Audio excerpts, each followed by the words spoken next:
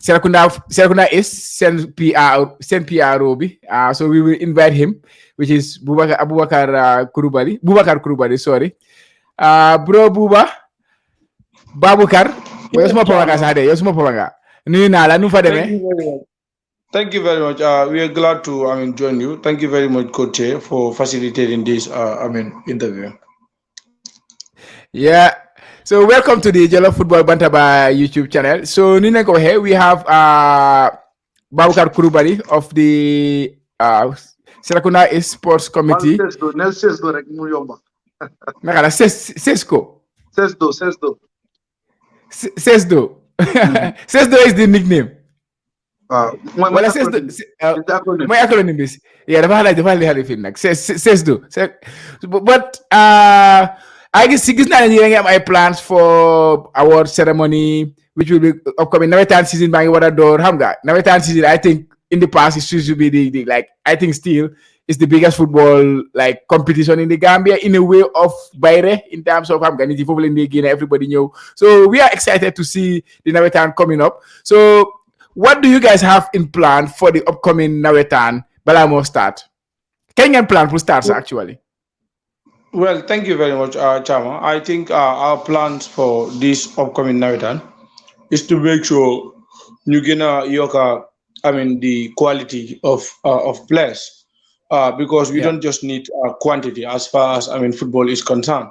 Sometimes you also have to work on your quality because these Nawettan players that we see today, grassroots football before la ko gaay doore ñu mëna dem through the leagues. From the leagues, the guy one of them outside professional, professional contracts. We can see clear examples of this Alaji Sen that we are talking of today was a former player of Falcons. Playing a fee, Nawettan, player Serekunda is, zonal team B, bala muy pile, all the way, pour muna ñëw nekk, one of the players you have ñu leen wax tey. So the avenue of Nawettan dafa nekk loo xam ne it's very important for players in this country because most of the players that can do the have. So said the biography of Alaji Sen is a player all the way from Farafenni. Mumuna ñëw fi ñu jox ko a chance mu mun a expose boobam in Serekunda is nga gis ne divisional teams yi ñëw mun ko jël léegi now we are talking of Alaji Sen all the way a professional contract. So that is awesome. So Nawettan is not something that we should joke for in this country. That is why as executive we are very very concerned to make sure you always a very competitive Nawettan. Because in a competitive Nawettan, that is where you can get quality players. And with quality players, the Gambian football will, reach the promised land. So basically, the plan that we have is last year we have a very big problem. That was our pitch. We have a very bad pitch. After the GFF rehabilitation, we did not inherit a pitch that was good. So like I think this year the committee deemed it necessary to make sure you work on that. So currently, as we speak, no activity is carried out at the Serekunda East Park. The activity that is going on is pitch renovation. So we are making sure a new default pitch, a very good pitch. For this upcoming season. Yeah, absolutely. Coach, I think pitch. Yeah, you mentioned pitch. Pitch is very important. Coach, do they sort of the water affair the pitch? So especially like that is the basic thing that you need as a footballer. And so the pitch bahute players you wanna joge for no what are them because I had in the jail for no they didn't play low for no. So Sunja guys and carry if they don't have that proper pitch, that proper ground to play with. Then they gotta no go ahead. Nawettan is a very important thing. But let me bring coach momu duga ci affaire yi momu ma gëna jassi affaire Nawettan yi. Chawa, so say man small concern, pick me small concern because law of the game, law number one. Number full law, law number one, the field of play. My law number in the law of the game. Understand? Limu ko bukan like moy gis nañ ne police ñen nga wara am qualifier rounds. Understand? For June 52 teams again, right? They are now maintenance and field. So, funny another place in qualifier rounds. Well, thank you very much, Chair. That is one of the most important questions. I think, as you said, the laws of the game will always tell you the field of play, and the field of play must be an environment where it is suitable, and that particular environment must be assessed. So, what we do is we have a technical committee. And we also have a ground manager that is responsible for the pitch.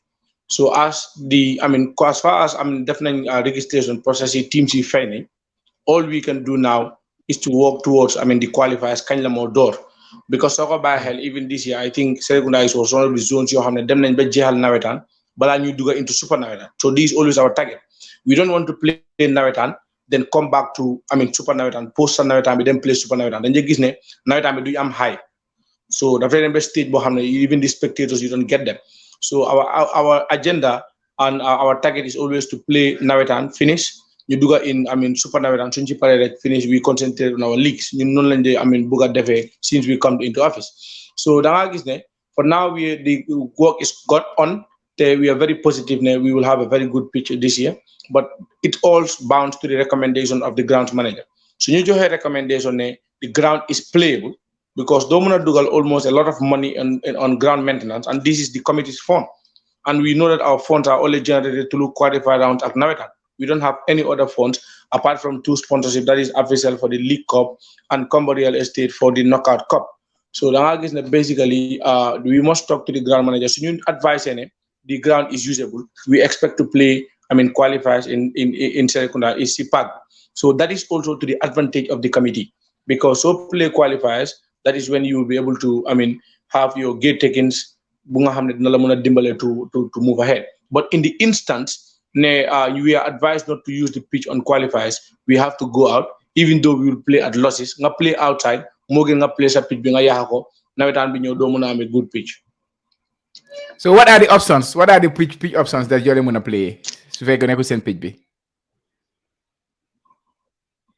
Can you hear me? The pitch options are always reliable. As Serekunda is play with the Sibir Park, we always play at the buffer zone. Okay. Buffer zone my option. Yeah. Yeah. Okay. Yeah. Coach, I think answer the question. Do you have another thing to ask? No, local Bugal is very simple. This night, hours night. Yeah. Muna dem si bobu. For me, I coach si stream right now, but I will just go to your awards night. Lula nekon di wax. This is the awards night. You scheduled to have an awards night next week. That is going to be Saturday, 17 June, which is to award the qualifiers and like award night for and the qualifiers and the draw, stuff like that. Qualifiers and the official League Cup draw.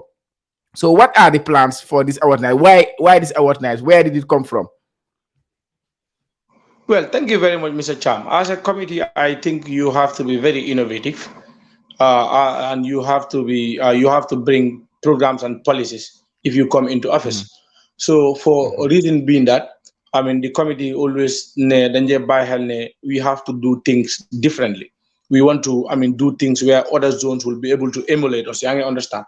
So basically, so said even in the wider world in football, after every season, even club season, they do their awarding ceremony to award their best players, their outstanding, how to call it, staffs and so on. So now football cases, so them is a place league every year. They say the best employee understand. So to award people, is something to show recognition. It's something to motivate them. It's something to say, wow, you have done something good this past season. So we are going to award you to do extra miles. So this award night for the records of Serekunda is this organized award night. Why is a different one? Award night bu buñ ko organiser moy dañ def dañ ko organiser pour award some certain individuals of that particular committee ñoo xamne def nañ very good guy defale a very colorful draw. But this time around we are saying we are going to award individuals based on categories. For the past Nawetan season, we want to award the best player of the Nawetan bu passé. We want to award the youngest player of the past Nawetan. We also want to award the best goalkeeper. We want to award the best team. We want to award the best fans club.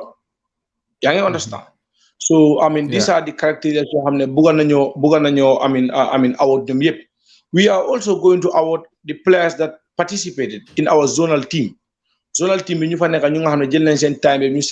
participate. We want to award them and also give them a token to say thank you very much because we cannot pay them. So we were runners up and we were given $100,000 as third place winners. So that $100,000 each of them will be given $1,000 and they will be satisfied on that particular award night. We are going to award also members of the past executive ñoo xam ne mus nañ fi nekka béy nañ seen waat gis ne Serekunda is eager to this place because ñooñu itam waru ñoo fàtte gaay they are very important, they are key. So executive members ñu fi nit romba yëpp nañ we have done soo leen sege Serekunda is our Facebook page dem nañ di am interview ak ñoom ñu mel ni ñoom Uncle Joe Kalamba. People know him in football. He was one of the greatest people in Serekunda East. The likes of Alaji Nyasi, the likes of Omunjai. I'm not interview ak ñi yëpp pour gars wax ñu what were their challenges, their successes when they were in this committee. Because committees, as we know, comme ci nu ko waxee rek football su nekkee sa deret bi you don't go for money. Comme lu mention about Yankuba Minte. If you love the game, you don't think of the money. What you think of, what can I do to progress? What can I do to make sure that the lives of the people change? So ñun basically we are not paid as committee members. What we can do is to make sure we love the game. We want to take the game to other heights. And I'm sure Coach is a good member of Manjai. They will also emulate us, and perhaps this season they will also compete at our night. Yeah, Coach. Boobu seen gars lañ ko delloo. So xam na gars yi ngay déglu. yaa ngi fi. No, Bibi, to be honest, I'm very proud. I'm really proud, to be honest. Understand? Man, lila yaga joy. If you can recall, sometime back in 2021, the Gambia Population organized an award night. Yeah. Okay? Yeah. I don't like to take credits, but I'm proud the architect of that award night. I understand. Not me, the chair group, my group, the chair group. You understand? Which also Jollof from did a good job in the participated in our night. Understand? Lila yaga buga. The mo buga, understand? Kuneka su defend the Nidelo Kunjukal. Muno faken. But at least you appreciate the players that raises their profiles. You understand? Legacy beer. Nigga am laying with the boat. How much dina motivate. Dina tax if you so much biana dafa ta nga bëgg mos ñaaw so mo ñaan nga mo bëgg boss ñeta ñeneen dem am on sa fa way so man personally I'm behind you 100%. ñun Manjai, to be honest, this year they want to organize last season full this year, but due to some certain rehabilitation of our park they prioritize avenues than awards night. But sada yara yeen commencé ngeen ko di leen ñaanal yara yomal yara barkeel everything waaye ñun tamit dinañ ñëw waaye ñun tamit with style parce que man moom avec bi noonu la de man loolu laa bëgga competition laa bëgga I like competition, healthy competition, yeah. So you defee yow dem nga ñëw def nu affaire bi di move, yeah. It's not a surprise. So xoolee Serekunda is seen executive yi di ko commencé seen président Mr. Modou Youssoufa Thiam. Yeah. I know I know he's someone who is very innovative, he's very clever. Nit la te dafa niti. Understand? Say mo tane mom rek dañ jëm na share ideas. Xam nga Bibi tamit likewise ak ñeneen ñu fa. Te aussi ne ay young vibrant youth ñoo fa nekk ñoo xam ne xam nga they want to be successful in whatever they are doing. Xam nga so these are the minds that we need. Understand?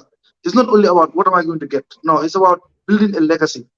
Nga def dara loo xam ne ëllëg sa biir danga ko sa njóbo sa dañ see bénéfice. Man personnellement man that's mindset that I have because man tey am na loo xam ne maa ngi ko bénéfice tey suma maam moo ko liggéey awul laay tey caama ngeen bala ma nag fu ma dem tey ne man Sidi Kama Badji laa rek lu ma bëgg a fay yomba so man tamit legacy bi moo njaboot war nañu mën a am ne fu ñu dem ngeen man doomi Cerno Badji Sidi Cerno Badji laa mu isi ak ñoom loolu mooy legacy ñoom tamit la nga def ko fii nii secondaire ñun tamit ñu ngi am lu mag lu ñu def si Manjai boo xam ne amul si benn zone loolu maa leen ko waaw ba yaay wax de ba na ñu ma ngi laa xaar maa leen ko wax te sori waaw ma ngi laa xaar waaw ñu delluwaat si Bibi Mr. Bibi the awards your list fii nii lu ma seen awards yoo leen war a joxe doonu yéen ko post on Facebook is making the rounds it's a big list understand and it requires a lot of funding xam nga because at the end of the day man cee xam na ma bu baax a baax man the most important thing for me is continuity. So started dara nga mun ko continuer xam nga precedence boo set understand nga continuer that precedence because yéen a ngi de yow foo leen starté foo leen tibee dafa métti de lu ma gis si liste boobu noonu yëpp ngeen wala awoon ñooñu yëpp so next year tam nga war a ñëwaat so do you have like plans like in place yoo xamante ne di ngeen mun a faciliter lii nii mun koo continuer what are your plans for that because yéen am ay naka la committee boo xam ne da ngeen faa stay for short time so maybe da ngeen a liggéey seen time then at least for your period ndax you can sustain this pace boo leen bëgg a set nii. Well, thank you very much, Mr. Cham, and thank you very much, Coach Chair, for those remarks. I think looking at important like more as a committee, before you get into anything, you have to prioritize and you have to look at what can continue. As chair, come ahead. So give them manja you cancel and bus because they prioritize something. Looking at important because for now, balanga muna def our night. Mu fekk yang am a very good pitch, yang am a very good place. Bo hamne dinga muna play, muna award ni fa ñu nga hamne ñoo fa play. So prioritization dafa important torop. I mean, as far as this committee is concerned. What we did was to make sure that Lunga Hamne Amon Nafi, and we believe that was not going right, we want to make it right. You understand? Because if you see the committees does not stay.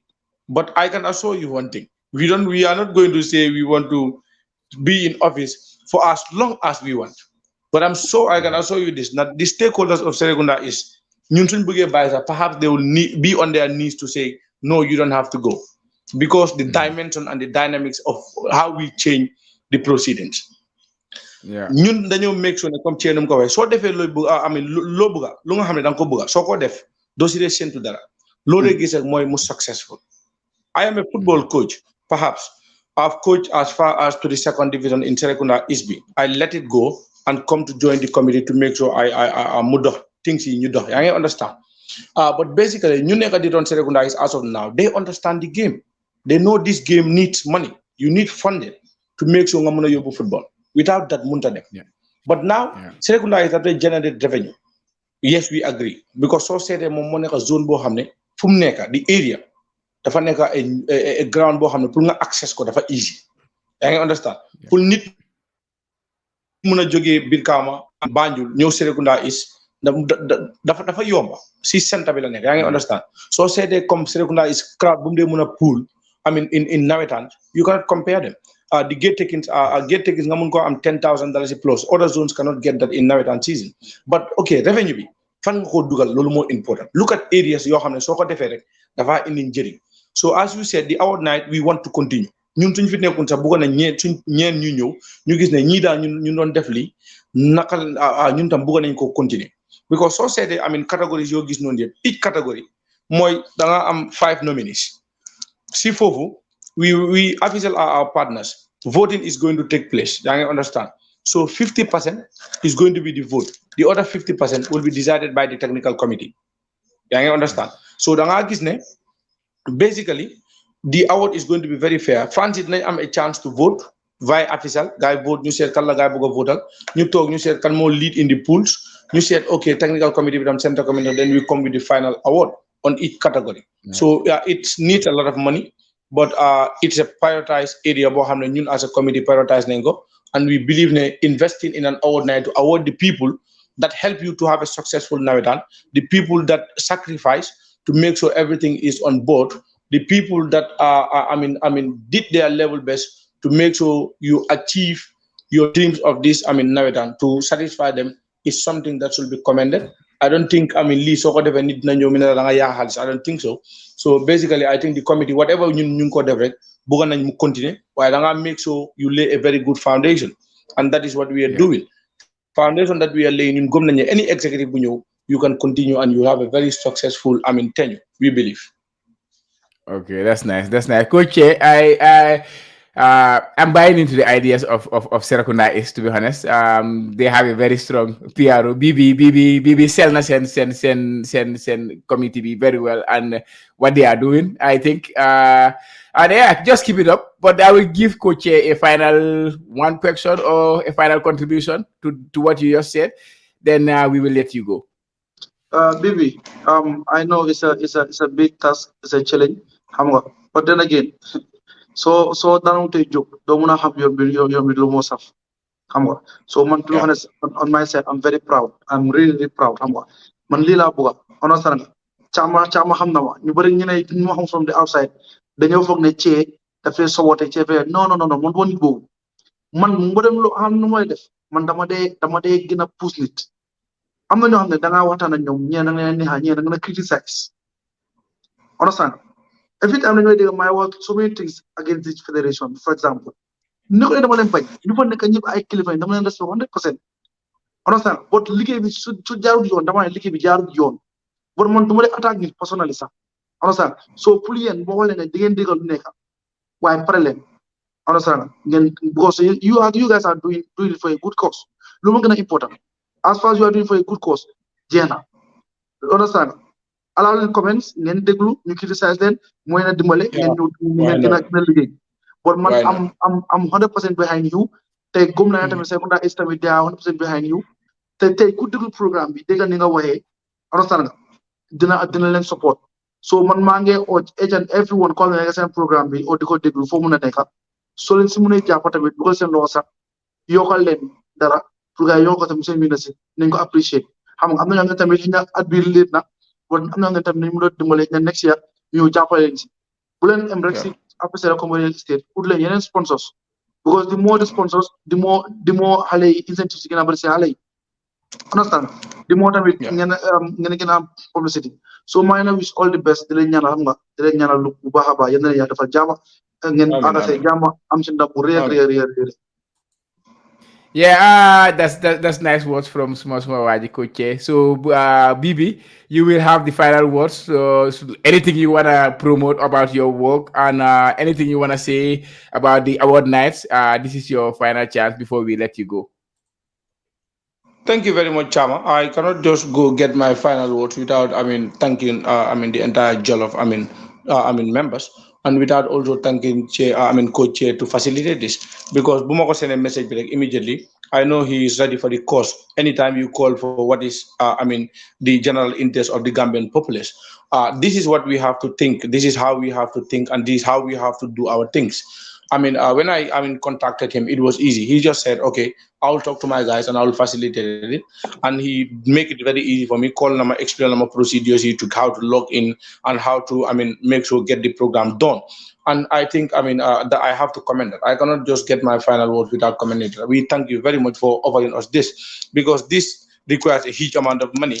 Others who studied marketing like me will tell you, so on a program like this. Especially this. Online, media outlets, you need to, do some financing. But we are doing this for free, and it's just to promote the Gambian sports.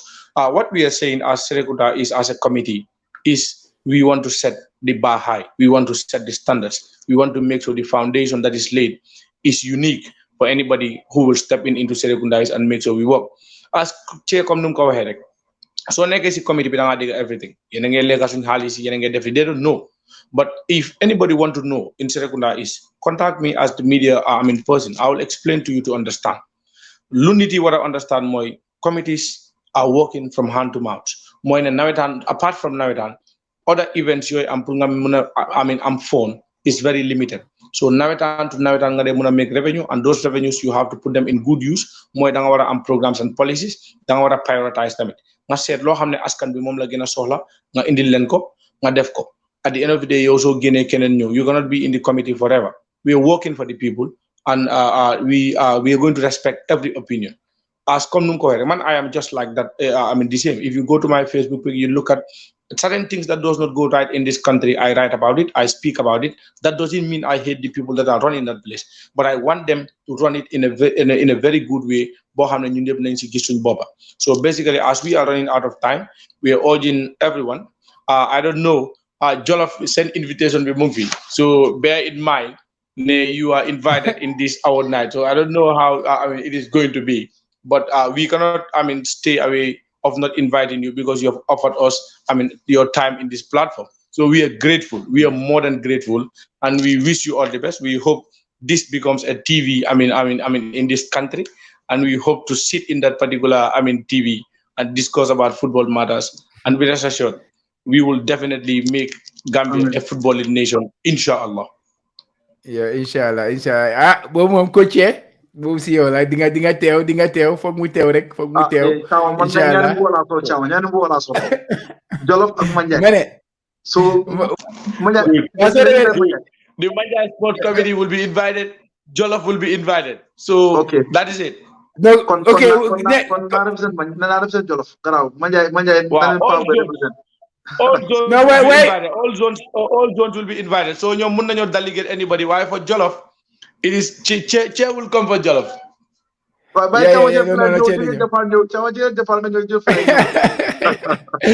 No, I will send Ben. Ben maneko buena gala. Dugal. No problem. But no problem. Yeah. But Mr. Kurubari, I think it was a very interesting discussion. This one I will try to cut it out and then create a special video for it for you guys. So that maybe that will even promote it even further, which will help. So thank you very much for coming. And hopefully you guys have a very successful Nawettan season.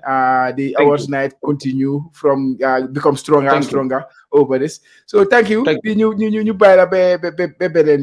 very much. Good luck, baby. Good luck. Cheers.